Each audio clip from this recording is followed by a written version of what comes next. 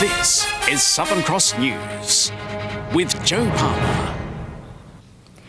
A Tas Racing barrier attendant has been fined $1,500 for a serious incident that occurred at a Launceston race meet last night. Footage has emerged showing the man punch a horse. Our reporter Monika Dadson has more. Tas Racing confirmed this afternoon that a steward's inquiry was set up to investigate what happened here at Mowbray Racecourse last night. Just as Race 1 favourite Century Arrow was being led into the barriers, footage appears to show an attendant punching the horse in the face. Century Arrow went on to complete the race and placed second. Tas Racing says it was alerted to the incident and the handler was stood down for the remainder of the meeting. In a statement, the CEO said animal welfare is a strong focus for Tas Racing and we do not condone what appears to have occurred in the incident in question in any way.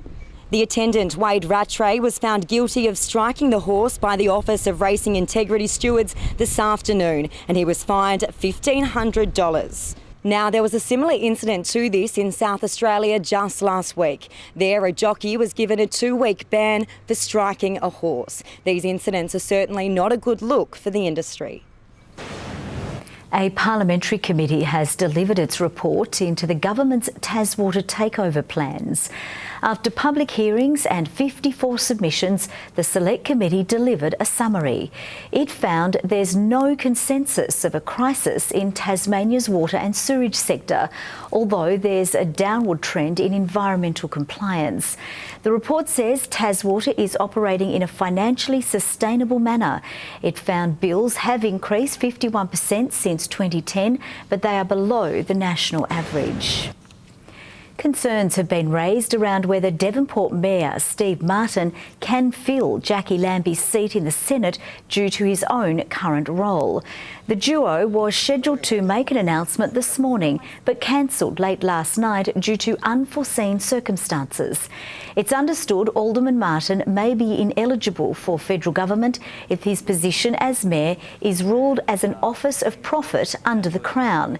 He has told Fairfax Media he remains confident he can still replace Ms Lambie, but is waiting to have the issue clarified. A state-of-the-art purpose-built group home has been constructed to help Tasmanians living with a disability. The $1 million development was officially unveiled today, setting a new benchmark for disability housing. Rolling into her new home, Sheridan Herbs is one of 4 people who will live in this purpose-built group house. This is absolutely awesome. The size, the rooms that are so easy to get around with the wheelchairs. There's no more crashing into each other with narrow hallways. Today's opening is the start of a new era. The residents previously lived in a house up the driveway, but around a year ago, Multicap Tasmania decided to buy the vacant internal block behind, transforming it into this. We just basically decided that our older properties really don't quite meet the requirements anymore. The disability standards have changed. We need greater access to accessible bathrooms, accessible bedrooms, those sorts of things. The organisation says the National Disability Insurance Scheme helped make the vision a reality.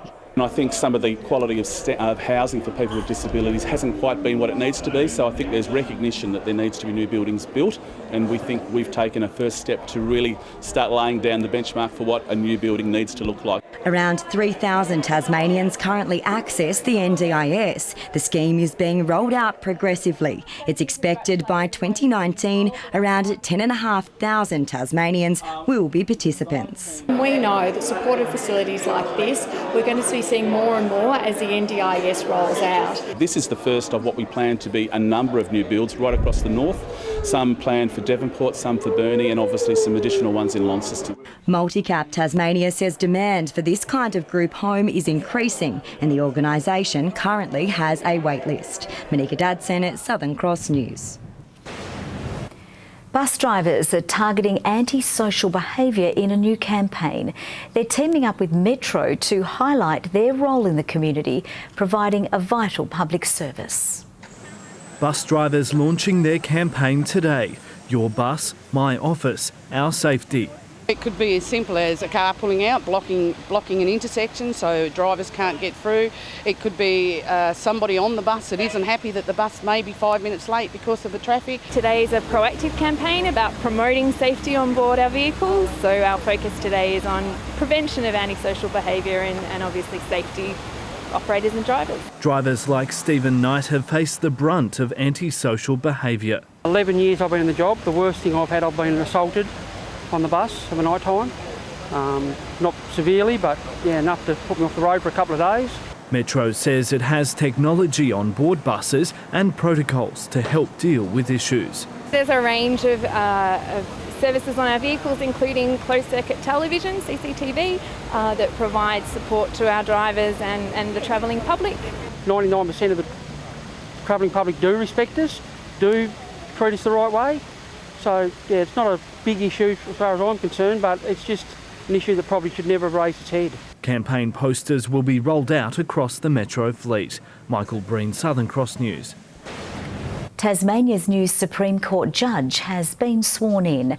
A ceremonial sitting was held in Hobart, welcoming Justice Gregory Geeson to his new role. Earlier in the day, he was officially sworn in at Government House. Justice Helen Wood and Justice Stephen Escort were also sworn in as administrators of Tasmania. A new 14-metre tall Christmas tree, has been put up on Hobart's waterfront. The attraction boasts 7,500 LED lights and cost the council nearly $150,000. A security system has been put in place to deter vandals. We have got CCTV footage on the tree, and we will have random security watching around it too, but there'll be passive surveillance with a lot of people walking around it. The council has opted for a traditional tree after its edgy design in Salamanca was met with widespread disdain. The tree will be switched on tomorrow night. City Mission has launched its annual Christmas appeal, asking people to dig deep to help those in need this festive season. It's the first time the charity has partnered with local businesses to launch a tap and go initiative, allowing quick donations. 7 outlets around Launceston that you can donate directly to the City Mission through tap and go technology. It's a $5 donation, and we're urging as many Launcestonians as possible to get in behind that. The charity helps thousands of families and individuals with food, gifts and emergency relief all year round. A bushfire advice message has been issued for Soldiers Settlement Road in Georgetown. Residents in the area are urged to be alert and to have a bushfire survival plan in place should conditions get more dangerous.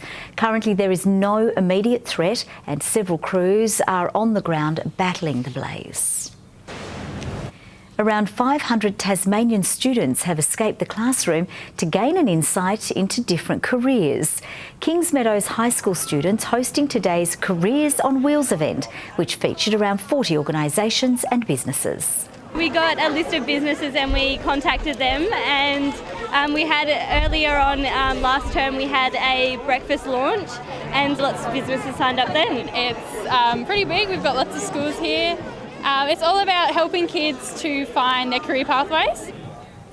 The event was the third of its kind, the Beacon Foundation getting behind the program.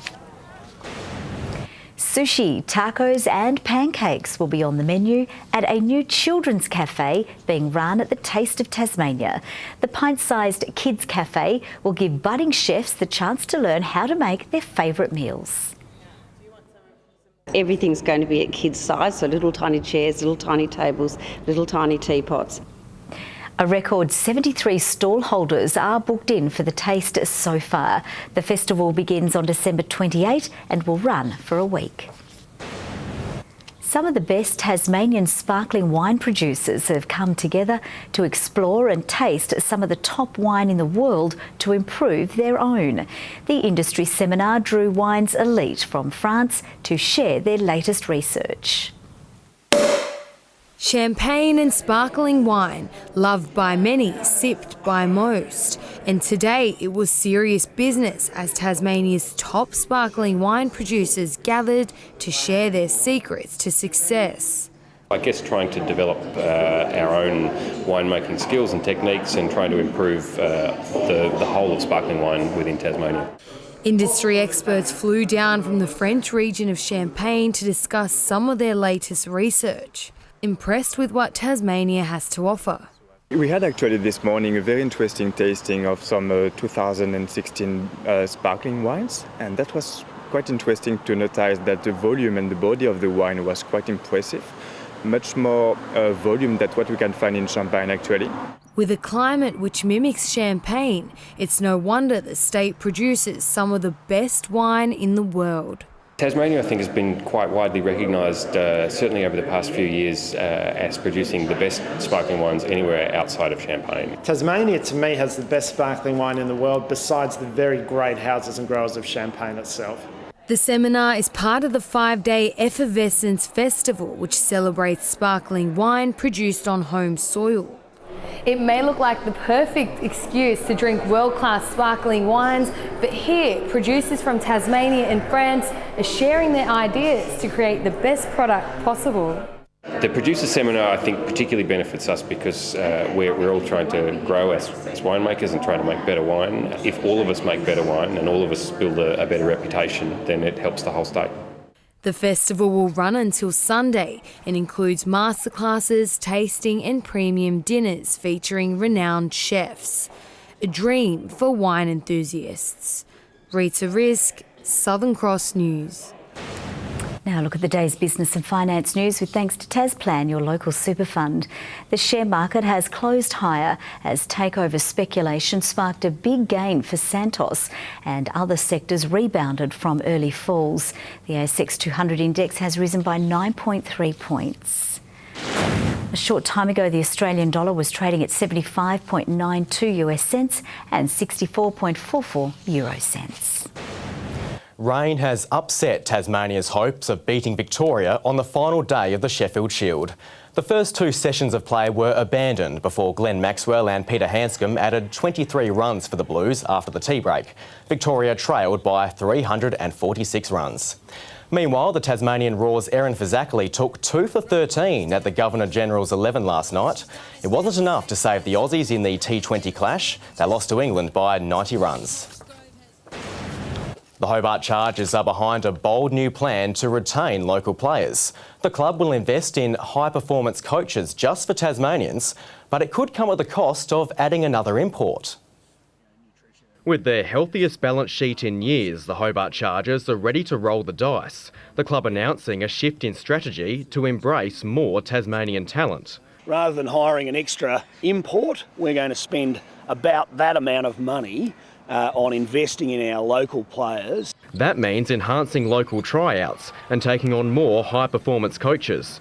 The grassroots approach is designed to help retain players, as the club's women's team wrestles to re-sign its imports, Kathleen Shear, Michaela Roof and Alex Chapatoni.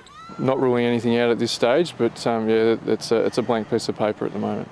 The first of the new and improved local tryouts takes place on Monday night at the Elizabeth College Gym. Meanwhile, the Basketball State League finals are ready to roll this weekend. In the men's, undefeated Penguin is favourite to strike out Launceston Lightning in the semi, but Launceston says history means nothing, refusing to accept an underdog tag.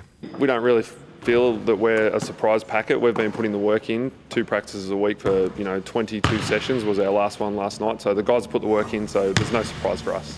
Somerset plays Hobart Moona in the other men's semi. In the women's, top-placed Hobart Phoenix locks horns with Kingborough Huon, while BTAS High Performance has its work cut out against Penguin, a side boasting the league's MVP.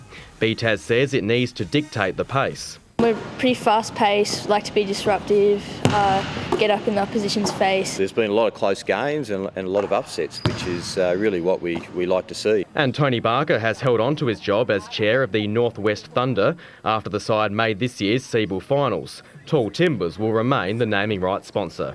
The side begins pre-season training in a fortnight. And finally tonight, Tasmanian horse I'm Wesley has taken out the $100,000 Newmarket handicap in Launceston. The 6-year-old started as the $2.80 favourite for the 1200 metre race.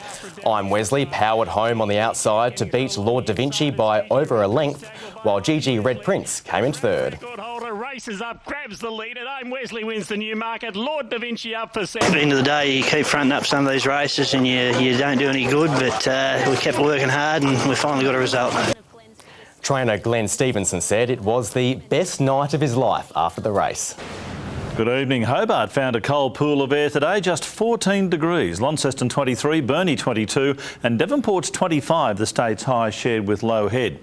The state split today with the north recording above average temperatures in the south up to 5 below. Scottsdale and Strahan 23 degrees, Wynyard 22, Flinders Island 20, King Island, Bushy Park and St Helens 17, Friendly Beaches 16 and Grove 15 degrees. A band of high and middle cloud runs down the New South Wales coast affecting Victoria and also parts of southeast South Australia and our southeast as well. Bright thunderstorm clouds are over the north and east of the nation. Another band approaches Western Australia. Now there's the cloud pattern today over us. Low cloud over most areas, convective cloud developing over the northwest this afternoon. Tomorrow, a trough is located to our west and south, connecting to a low situated over Western Victoria. Troughs also evident over the west and east of the country. East to southeast winds at 10 to 20 knots, reaching 30 knots over the northwest in the morning. Windy today, and we have a strong wind warning tomorrow from Sandy Cape to Cape Portland. And for Hobart tomorrow, an early shower clearing, 25 the maximum, back to some warm temperatures, 24 for Huonville, 26 for Campania, all with an early shower. Possibly a shower for Launceston, 25 the high, 20 for Devonport, a shower developing maybe for Georgetown and 22. For Burnie, a shower or two and 20, 25 and partly cloudy but fine for Strahan, a shower for Wynyard, a top of 20. And for St Helens, a shower or two, 21, an early shower for Swansea and Port Arthur, both on 22 degrees. UV, of course, very high. On Saturday, fine over the south with a shower over the north extending to parts of the northwest. Light showers over the north on Sunday in the morning, otherwise fine. A morning drizzle patch over the northwest on Monday with fine partly cloudy weather elsewhere. A late storm for Perth tomorrow, a shower or two in Adelaide and Melbourne, showers as well for Canberra and Sydney, partly cloudy and 27 in Brisbane.